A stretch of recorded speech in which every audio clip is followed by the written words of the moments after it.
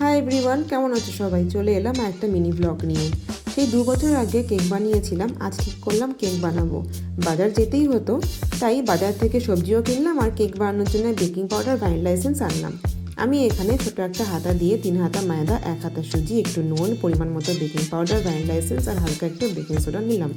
আর হ্যাঁ, একটু cooking oil আর একটা ডিম দিয়ে সাথে একটু চিনি অ্যাড করে ভালোভাবে মিক্স করতে থাকলাম, একটু একটু করে দুধ ঢেলে। ততক্ষণ অবধি মিক্স করতে থাকলাম যতক্ষণ না পর্যন্ত ব্যাটার কনসিস্টেন্সিটা এরম হয়, আর 1 ঘন্টার জন্য ঢেকে রেখে দিলাম। 1 ঘন্টা বাদে ব্যাটারটা হালকা একটু দুধ দিয়ে মিক্স করে নিলাম, তারপর দিয়ে দিলাম ড্রাই ফ্রুটস।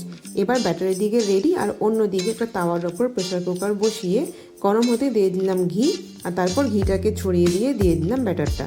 এখানে হালকা একটু কায়দা করলাম, এটাই যে ঘরে একটা চকোপাই ছিল সেটাকে কেটে এখানে দিয়ে দিলাম, আর ওপর ছড়ালাম বাকি থাকা ড্রাই ফ্রুটসগুলো।